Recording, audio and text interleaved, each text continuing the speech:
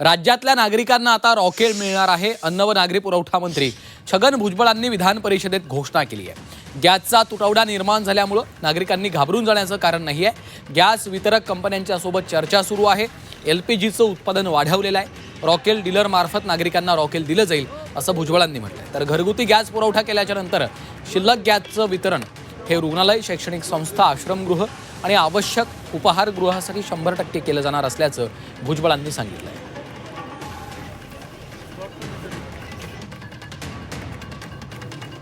केंद्राने सांगितलेलं आहे की त्यांच्याकडे मुबलक LPG आहे. त्यामुळे LPG आणि PNG पाईपद्वारे जो आपण गॅस देतोय तो आणि LPG याचा मुबलक साठा आहे. त्याच्यामुळे काळजी करायचं कारण नाही आणि कुठेही त्यामुळे पॅनिकी होऊन रांगा लावणे किंवा ब्लॅक मार्केटिंग करणे वगैरे हे होता कामा नये. त्यामुळे आम्ही प्रत्येक जिल्हाधिकारी, SP आणि बाकीचे अधिकारी यांच्या कमिट्या नेमल्या.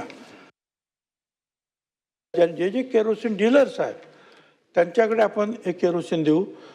त्याचबरोबर हे IOCL, BPCL, HPCL यांचे जे पंप आहेत, कंपन्यांचे पंप, तिथे सुद्धा आपण हे केरोसिन उपलब्ध करणार आहोत की जेणेकरून जे इतर ठिकाणी जे भेसळ वगैरे होतात ते होणार नाही. सगळे कंपनीचे, सरकारी कंपन्यांचे जे पंप आहेत तिथे आपण ते उपलब्ध करून देऊ. आणि जे केरोसिन डीलर्स काम करू इच्छितात, कारण मध्यंतरी आपण केरोसिन बंदच केल्यामुळे बरंचसं जे आहे ती साखळी तुटलेली आहे.